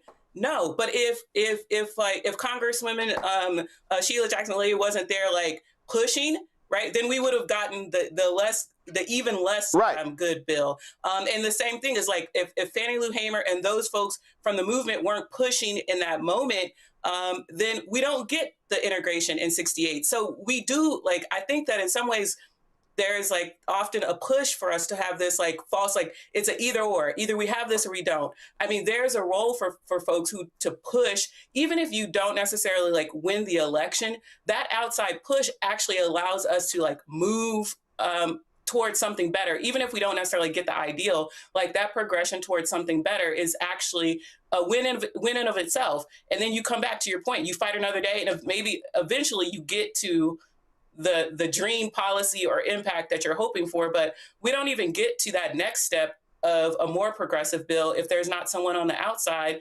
agitating. Yep. And that's why, listen, and Bishop Barber and I talk about it all the time, when there were people like him and Cliff Albright and others who were saying, y'all need to codify the VRA, and you had people like, well, no, don't push Biden on too much on this thing. Like, no, you have to do this. And we see what happens. So, I mean, just like a lot of Democrats, they assume that Roe v. Wade was settled law. Again, so you said it best. You can be progressive, but also a pragmatist. I just think a lot of times that you have a lot of people who are pragmatists, who don't want to be progressive, a lot of progressives who ain't pragmatists at all, and it's all or nothing. And I'll close with this. I'll never forget being on CNN, and you had Eric Erickson, then with RedState.com, and he was talking about the Tea Party, and he's like, principles matter more than anything else, even when we lose.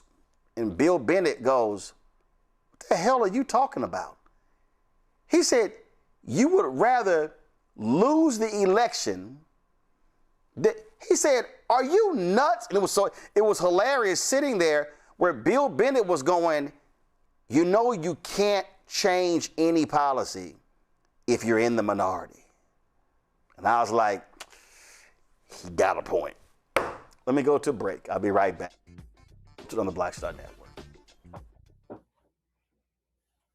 All right, folks, let me tell you about Chapter. Now, if you're on Medicare or about to be, the system is not set up to work for you. Too much fine print, too many plans, and too many people making money off of your confusion. And look, we're used to this. We're no strangers to systems that don't have our best interests at heart. But we don't have to accept it when it comes to Medicare. That's why I'm telling you about Chapter. Their advisors are independent and honest. In fact, they're the only Medicare advisors that compare every plan nationwide. And they're focused on one thing: what works for you. If there's a better plan out there, they'll find it. If you're already in the right one, they'll tell you that too.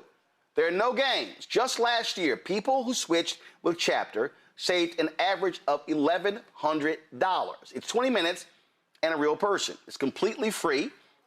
My parents actually have already called. My mom sent me a text. Folks, give Chapter a call at 724-264-8281, 724-264-8281, and connect with someone you can trust. Folks, these are the kind of services that we need for our audience here at Roland Martin Unfiltered and the Black Star Network. So call Chapter right now, 724-264-8281. Hey everybody, I'm TD Jakes, and I want to encourage you to watch Roland Martin Unfiltered. It'll blow your mind.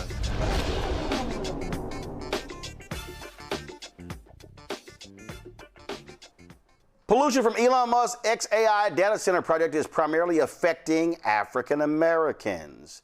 xAI installed 59 natural gas turbines in black communities in Tennessee and Mississippi, where residents already experience higher rates of lung disease. The installations took place without federal clean air permits, allowing emissions to exceed the federal limit. In April, the NAACP and the Southern Environmental Law Center filed a lawsuit to delay the project, arguing that the turbine emissions violate the Clean Air Act. In June, the Justice Department asked the court to dismiss the lawsuit, saying that restricting the turbines could threaten national security interests because xAI's systems support U.S. military operations, including operations involving Iran. The court has not taken any new action on the lawsuit. This is a significant issue, and it goes to show you that he has this administration in his pocket, Mustafa. Oh, without a doubt. I mean, if it was anybody else who tried to move forward with building something without getting those permits, those air permits, they would be in front of a judge. So unfortunately, there's so much here to actually unpack. When you're talking about these big, giant mega centers, there are huge impacts, public health impacts to the folks' bodies who are living right there. This thing is putting out NOx, nitrogen oxides, they're putting out carbon monoxide, they're putting out, there's formaldehyde that's also there. Formaldehyde is tied to cancer, and there are a number of other things that are coming out of these stacks. And unfortunately, the community that's there is already dealing with lots of cumulative impacts from other polluting facilities that are there. So for the state or the federal government to not be doing their job and making sure they're enforcing the laws fully, no matter whom it is, just puts a crosshair on these communities. So we got to make sure that we're addressing this issue, but also learning, because there are a number of other, I think there are 4,000 to 4,500 other data centers that are already online across our country. And there's a huge amount of additional ones that are coming. And it's vulnerable communities who often carry the burden. Katrina, Donald Trump is just letting these folk do whatever they want to. I mean, they're turning over lands, big business, they're wiping everything away. Again, the raping and pillaging of America is happening before our very eyes. Absolutely. Sorry. Go ahead. Go ahead. They seem to, capitalism is all they're thinking about. That is the only principle that they have. And so they're taking over national parks if they can right now. But because this is not new, sadly, it is not new that when they put in companies and factories in areas, they're typically in areas that will affect the Black population poorly. It has been shown countless times, Mustafa could speak more intelligently about it, about the levels of diseases like cancer and asthma, how high they are, because simply we are in areas that are, getting the smoke from these factories, or our water is affected. Because again, there is no protection for our lives. Again, it's Black lives do not matter. And of course, we can't expect Trump to care. And the fact that this man is coming in, Elon Musk is coming in, and he hasn't even gotten the permits to do this work, but no one cares. It's just, go ahead. It blows my mind that they're getting away with not following the rule of law whatsoever. Katrina? This is an example of all of the ways in which this administration is undermining the levers of our democracy, to the point of him not needing a permit to go in there. We know about, there is obviously moneyed interests that are influencing our government in this moment.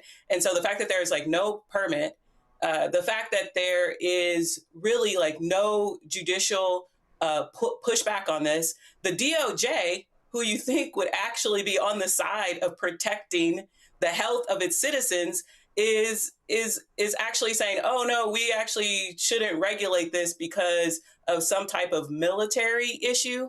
So it's not just the agencies failing at their job, it's the DOJ failing at their job, and in this instance, the courts are not intervening in this moment where he is running roughshod over the laws that already exist in this country. So to our earlier discussion about elections have consequences, it's not just the people who get elected into office. It's all of the ways in which the executive branch can influence how we live our daily lives and how we experience government. All right, then. All right, folks, quick break. We come back. ShopBlackStarNetwork.com Marketplace segment. All right, folks, let me tell you about Chapter. Now, if you're on Medicare or about to be, the system is not set up to work for you. Too much fine print, too many plans, and too many people making money off of your confusion. And look, we're used to this. We're no strangers to systems that don't have our best interests at heart. But we don't have to accept it when it comes to Medicare. That's why I'm telling you about Chapter. Their advisors are independent and honest. In fact, they're the only Medicare advisors that compare every plan nationwide. And they're focused on one thing: what works for you. If there's a better plan out there, they'll find it. If you're already in the right one, they'll tell you that too. There are no games. Just last year, people who switched with Chapter saved an average of $1,100. It's 20 minutes and a real person. It's completely free. My parents actually have already called. My mom sent me a text. Folks, give Chapter a call at 724-264-8281, 724-264-8281, and connect with someone you can trust. Folks, these are the kind of services that we need for our audience here at Roland Martin Unfiltered and the Black Star Network. So call Chapter right now, 724-264-8281. Hey, I'm Tasha Cobbs, and you are watching Roland Martin Unfiltered. But I need a little filter. I need something. Blow me out. Make me look 35.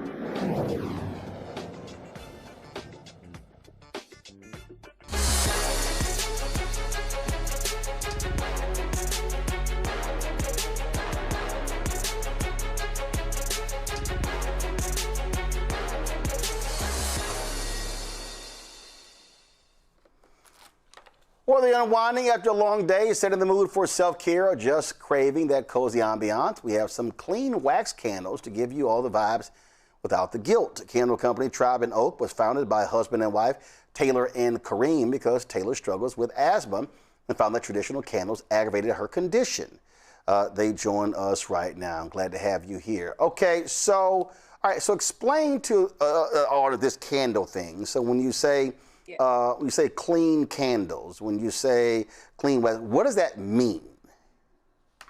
It means that it's not going to irritate you. I actually was just watching your last segment, and we were talking about Elon Musk building these centers, and it's polluting our air.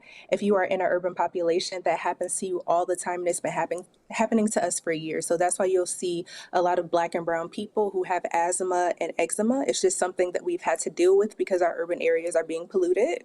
So in answer to that, we created a candle that would not amplify those things. A lot of times you'll have things that have like a strawberry shortcake smell. It's an artificial thing that you burn, right? And it gets into the air. A lot of people will get headaches. They'll start sneezing. You get the black soot on the walls. You're breathing that into your lungs, and that's not clean. So for us, we decided to do a coconut soy wax candle with a wooden wick. So it's more smoldering than a big burn. And we use essential oil-based fragrance oil. So those things are not going to irritate you. It's as safe as you can get when you're burning a candle. All right, so this is leather, what is this?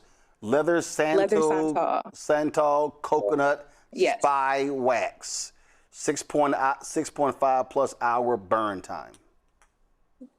Yes, it's a good one too. It's one of our favorites. It actually started off as a limited edition probably about a year and a half ago, but our customers have loved it so much that we haven't been able to take it away. It's really one of our best sellers. It's a good one. Okay, so we also have here, we've got another one here, Kareem, citrus pine coconut soy wax, sustainable vegan hand poured 6.5 hour burn time, made in Brooklyn, New York City. Yes. Yes, that's one of our best sellers, actually. We wanted to just find just fragrances that were bright and, like Taylor said, not anything that was artificial. So we did like a lot of testing, a lot of research, and we came up with a lot of different scents that would just capture nature. And that was one of our best sellers to start. And then we just kept going on. We have a lot of different fragrances that you see on our website, but this is the one that's the best. Cool. And so how long have y'all been doing this? We just turned 5, actually. Yeah. Say it again? The COVID business. Since COVID. Okay. So you started during COVID. So what? Y'all were just sitting around. Y'all were stuck in the house. And you wanted to burn some candles, and it was like, damn, we can't burn no candles because your asthma gonna get messed up. That's exactly what happened. Okay, so then what? So do y'all have a background in this, or do y'all sit here and say, well, man, we need to Google some stuff to figure out what in the hell can we do? We had to Google some things. So it started off, we both actually work full-time jobs, and I was doing my full-time job, and I was working during COVID in Australia. I came back to New York. I don't know if any of your viewers are from New York City, but I landed a housing lottery apartment, which was a big deal. My family came and moved me before I even arrived. So when I got there, it wasn't so safe for me to go outside, and I had a new house that I wanted to create an ambiance, get a vibe going. So that's kind of how we did it. It was kind of just a project for us to do together and reconnect. And then we shared it with family and friends, and are like, hey, you have something here. I think you need to take it to the next level. And Kareem convinced me. I wasn't convinced. I like my money when I know it's coming, from my 9-to-5 job. So being a business owner wasn't really how we started everything, but it's where we landed, and we wouldn't take it back for the world. So you left the job? No, we're still working. We are hustling, okay? All right, cool. Questions from the panel. Let's talk to first one, candle burning Randy. I do burn a lot of candles. I have a question. So you said this was great for people with asthma, but I would think that it would have great benefits for even people who don't have asthma like me, as far as just having clean air. Yep, absolutely. So it's great for everybody. It was made for people with asthma. It was like, essentially, if you have respiratory issues and you're sensitive to that, it's not going to harm you. But we found that a lot of people with pets, expecting mothers, or mothers with new babies, or people who just really are intentional about getting things that are more sustainable and vegan, they're also our customers too. Especially for the children also. Yep. Katrina. I love this. I love let's buy black. And when you were talking about that, we were just also talking about there's so much happening in the world right now. And so I would imagine too that people look to your products as a way to relax, light a candle. Is there any implications of using these eco-friendly products as a way to actually help people calm their nervous system in this moment where we are ramped to 100 all the time? Aren't we? I would say so. We use natural. Ways. Go ahead, Kareem. Oh, okay. Yeah, I mean, we use natural ingredients, essential oils, a wooden wick. It has a nice crackling noise. So when you come home from a hard day at work, like you mentioned, you can just unwind, light the candle, you hear the nice sound, and you can just imagine you're not in New York or wherever you are. You can imagine you're on some tropical island or somewhere like that. And that's part of the vibe that we are trying to set. Mostly is about the health, but we do want to add other just ways how to relax people, because people are stressed out nowadays. Absolutely. Like, you could come, one of our best sellers is a coconut sandalwood. Since it has the warm sandalwood and coconut, it's really warm and calming. So that's good for that. We have botanic fig and sea salt orchid because it's our spring summer season. So when people want something a little bit brighter, they've just cleaned their house, then you can light those for those vibes. So we have an array of different fragrances kind of for different things. All of them set amazing vibes at home though. Mustafa. Yeah, well, thank you for doing this. There are 24 million folks in our country who have asthma and 7 million kids. So you got a whole lot of folks who should be looking at your product and considering to purchase it. You talk about cruelty-free products. It's right there on the screen as well right now. Can you talk about why that's important? Because some folks might not understand how other candles are often made and what the difference is with yours. Kareem? We just want to just make sure that everything is just natural and sustainable and vegan. And once you do the research about what that means, it may not be your cup of tea. So we just want to make sure nothing is hurt in the process of making our products. We want it to be health oriented. And like I said, we have a positive goal that we want to reach out to our community. And this is where we start. And using all natural ingredients, things that won't hurt anybody or anything, is the way how we want it to go. And just to add to that, like kind of what is out there, we have some of these big companies that use a lot of paraffin wax, and a lot of that is derived from fossil fuels and oil. So those things just are not good for you. We're using coconut soy wax. This is usually food grade material, so it's a lot safer for you, especially since you're burning it. You are ingesting it into your body in some way. So doing things that aren't, or using products that aren't using paraffin waxes is really, really important to us, because there was no way that we could, use something derived from rubber and oil and give that to people and expect it to be a clean burn. That wouldn't be clean at all. So for us, that was the biggest part of research. The second, as Kareem mentioned, the wooden wick. This is something that's also, it's a recycled wooden wick, so that helps us lean into our sustainability goals. And a cotton wick, I mean, you have them everywhere, they're good, but it's just the way that they burn. Because it catches a big flame, sometimes you'll see it and it'll get all of the black soot on your walls. With the wooden wick, it just doesn't do that. It's not a big flame, it's more like a smolder.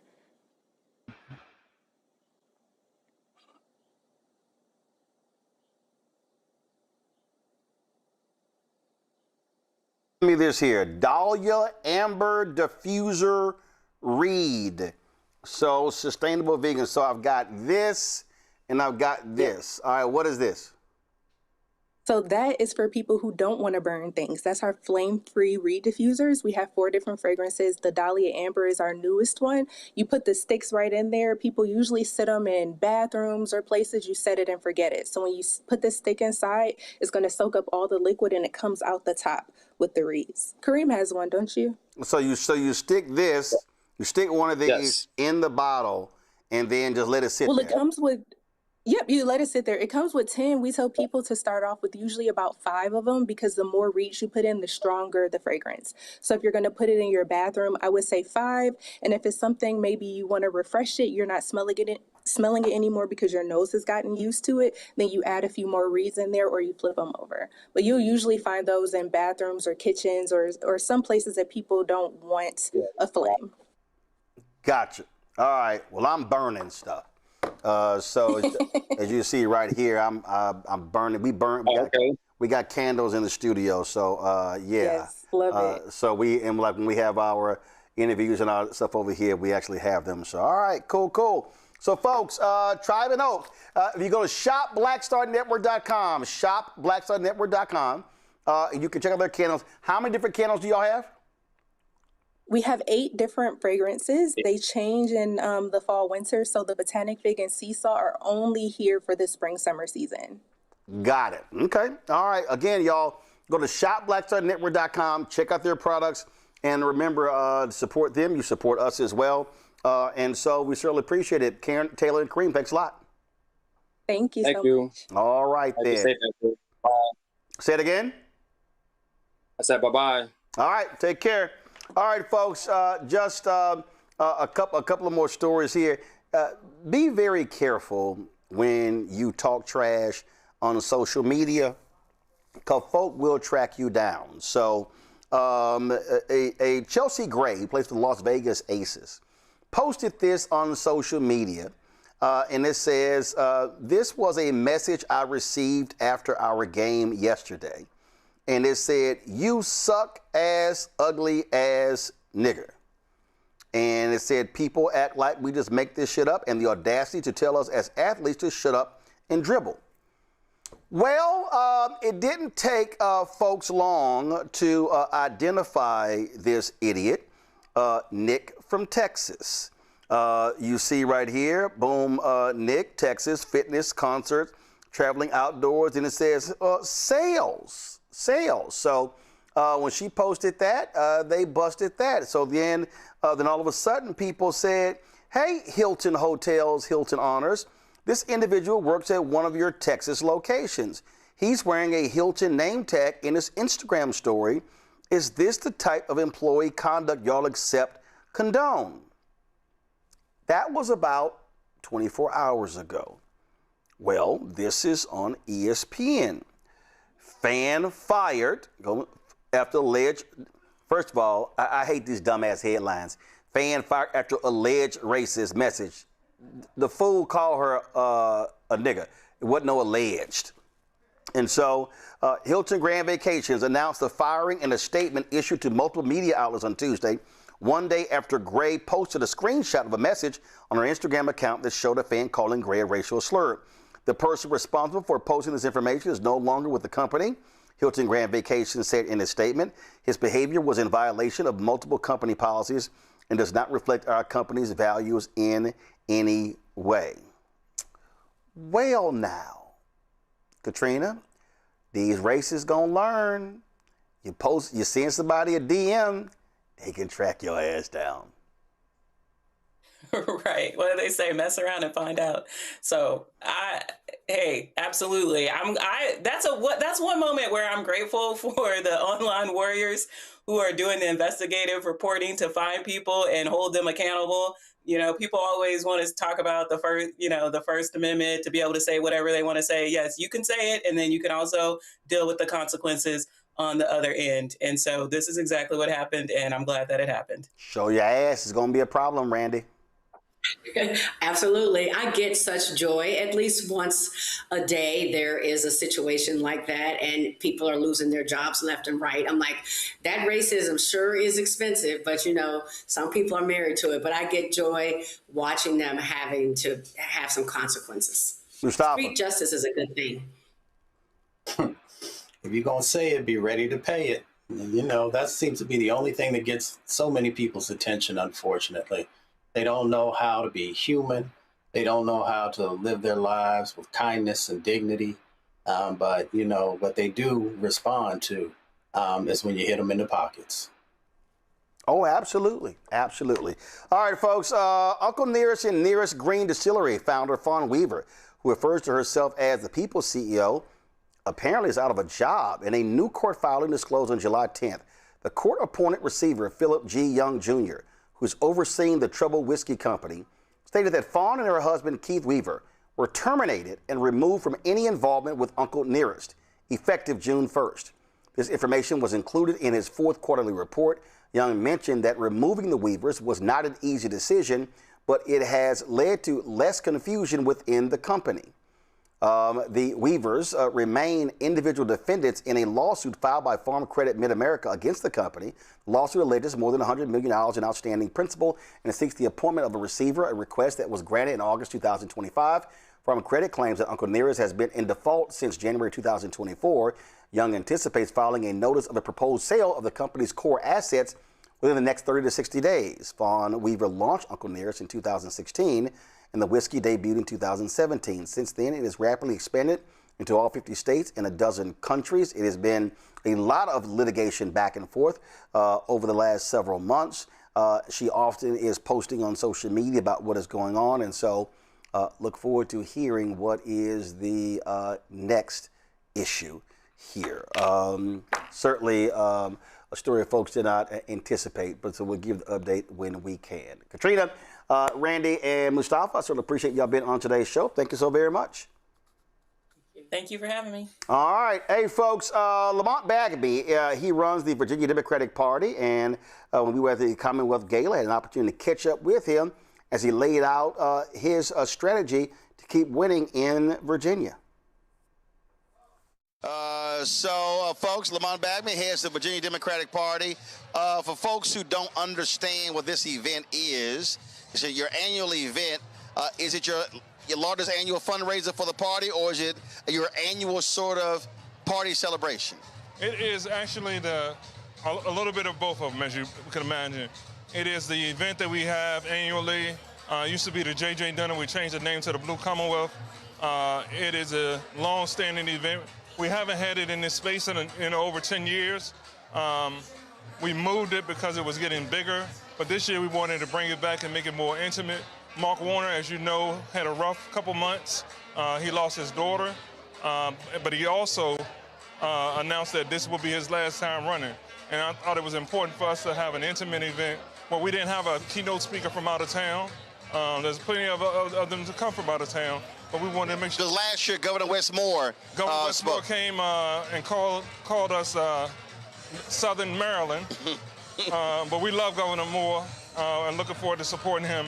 But we wanted to really highlight Mark Warner and also Don Scott, Jay Jones, Ghazala Hashmi, and Abigail Spanberger, because we had some tough races last year. And then, as you know, we won that referendum. Thanks for your support and coming and making sure we went to the HBCUs, including my HBCU, Norfolk State, to make sure that we got that word out. So I interviewed Democrat leader Hakeem Jeffries a couple of days ago. And when I interviewed him, he talked about, and I asked him about targeting black voters, hitting the ground, touching people. And he referenced what has happened in Virginia. He referenced the work that I've done with Don as well. And what have you been saying too? First of all, have other party leaders been asking, hey, what was y'all blueprint? I asked Don the question. He's like, not enough for asking that. But to me, if you are a state Democratic Party leader, your phone should be blowing off the hook, especially in all these states where you got lots of African Americans, asking the question, how did you expand your numbers in the House? Yeah. How did you hold the Senate? How did you win the governor's mansion? How did you flip these other statewide positions? And that's about touching, engaging, and spending on the ground with the black folks and not assuming they're going to show up. Yeah, well, and I just became chair of the party a year ago. And as you know, I mean, you've looked at our numbers. You shared numbers that we didn't see. So you looked at our numbers. A lot of folks think that Virginia is a blue state. Virginia is purple as can be, but we know we have to go out and do the work. And, you know, time and time again, we have an election every year. And so the things that we did with you, the stuff that we do related to our outreach, I mean, you think about it. Before I became the chair of the party, I was chair of the Black Caucus. And we grew the Black Caucus from 18 members to now 38 members. Wow, that's double. While I was the chair. Wow. And that was intentional. When you start supporting leaders of color, black leaders, and you start getting people like Don Scott, Louise Lucas, Charnel Herring in leadership roles, they are then charging the team to go out and be conscious about being fair, about allowing people to pick the person of choice. But isn't it also telling, and I've been calling them out, isn't it also telling your traditional white consultants, hey, y'all been losing. You might want to switch up what you're doing because you just pocketing money and we're losing when the point is to win. Yeah, and knowing who to talk to. I mean, it's some people that put on a show and make it seem like they can connect with black people. But then there are people that, I mean, listen, black folk can see through it. Yep. And they know when somebody's blowing smoke. And so it's important for when we go out, we're our most authentic self.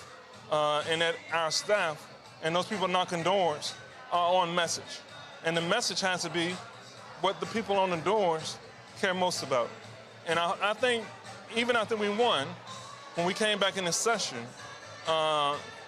led by Speaker Scott, Louise Lucas, and the work with Abigail Spanberger, we delivered a lot of good stuff. Right, but the point is, you have to deliver on what you said you were going to do, otherwise people get frustrated.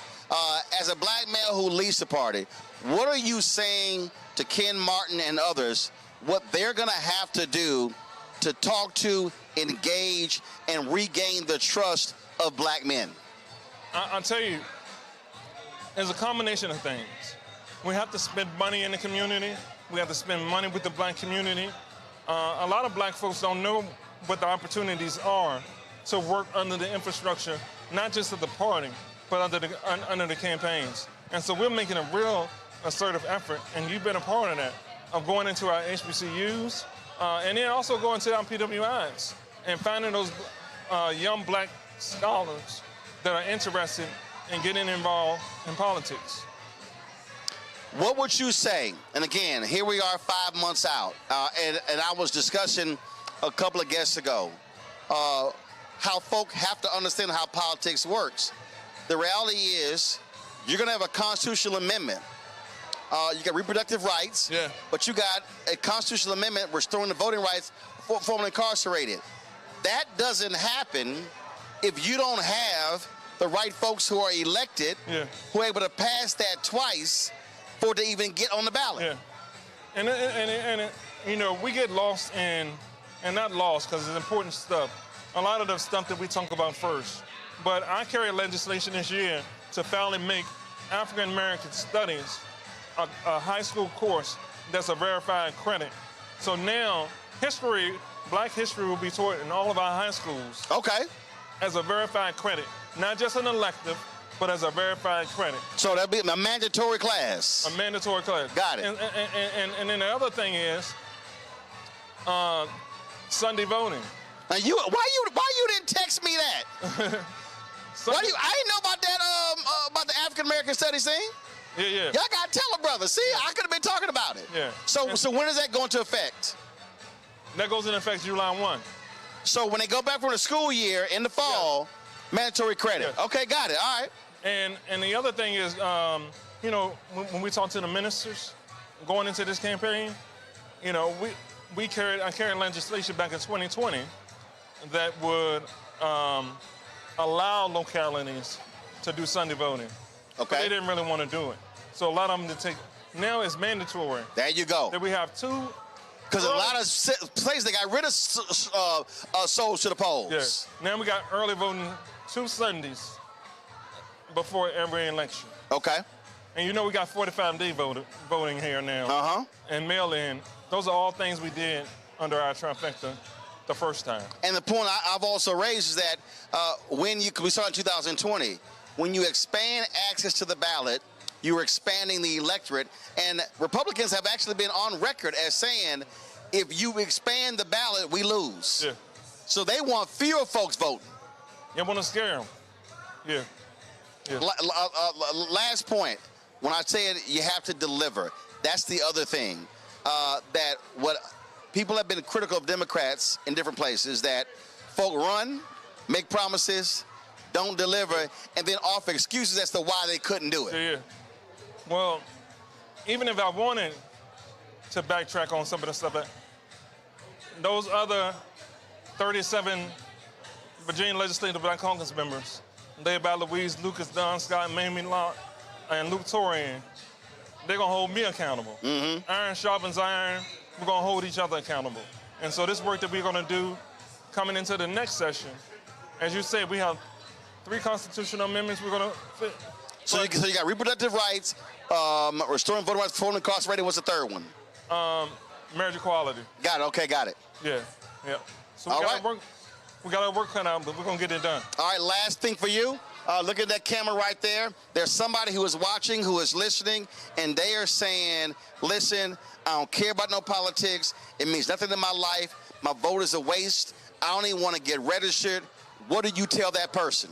I tell that person, get out and vote. And it's easy to just say get out and vote, but don't take the work that people are doing every day for granted. Folks are hurting, whether that's health care, whether that's housing, and once you get folks elected, they can do the right thing by the right people, and folks can get housing, they can get health care, we can get quality education. We have the resources. We just have to make sure that we are seeding into the communities that need it the most. And I really appreciate you, Roland, for taking the lead on this, coming down and supporting us, because there's a lot of work to be done. All right, Chairman Lamont Bagby, Thank you, sir. Virginia Democratic Party, we appreciate it. Thanks a bunch. Thank you, sir. All right. All right, folks, that is it for us. If you want to support our work, please join our Bring the Funk fan club. The goal is to get 20,000 of our fans contributing on average $50 each a year. That's $4.19 a month, 13 cents a day. We're about 500 from having 50,000 people donate to our platform since we launched September 4th, 2018. Get your name on the list. We run it every single Friday of every donor who is given. If you want to contribute via Cash App, use the Stripe QR code. You see it right here on the screen. Also, that's for credit cards as well. Checks and money order. Make it payable to Roland Martin Unfiltered, P.O. Box 57196, Washington, D.C. 20037-0196. PayPal's R. Martin Unfiltered, Venmo RM Unfiltered, Zelle Roland at RolandSMartin.com, Roland at RolandMartinUnfiltered.com. Download the Black Star Network app. Apple phone, Android phone, Apple TV, Android TV, Amazon Fire TV, Roku, Samsung Smart TV. Be sure to get out Roland Martin Unfiltered swag, plus our America at 250 shirts as well by going to shopblackstarnetwork.com. Shopblackstarnetwork.com. These are shirts, but actually, y'all, you need to get the updated ones. They should have America at 250 on top of those, but these are shirts available on the website. Of course, support our black-owned products. Of course, we had the company, Tribe and Oak, just had them, and their candles right here, as you see. Candles right here. So go to shopblackstarnetwork.com, get their candles, please, and support the other companies that are on our on the site. All of these companies you see here are black-owned companies, and so please support them right there at shopblackstarnetwork.com. Don't forget, download the app Fanbase. Follow me at Roland S. Martin. Folks, I appreciate it. And also, I'm rocking today Alabama A&M University. Now, y'all told y'all, if y'all go to HBCU and you don't see me wearing your HBCU, that ain't my problem. That means I ain't being invited to your campus. So I only rock HBCU gear on the show, and I've actually been to the campuses, and so that's what's up. So if y'all want me to wear y'all school stuff, tell y'all school to invite a brother. I've been to Alabama A&M a couple of times, and I certainly appreciate them as well. Alcorn, chill out. I'ma wear y'all stuff too. I got Alcorn, I've been there. Alabama State, I've been there. Matter of fact, do I actually have Alcorn gear? Alcorn, did y'all send me some gear? I think y'all did. I know I have Alabama State. Anyway, we'll check it. All right, y'all. I don't know who I'm wearing tomorrow, but it'll be some HBCU tomorrow. All right, y'all. That's it. I'll see y'all tomorrow right here, Roland Martin Unfiltered on the Black Star Network.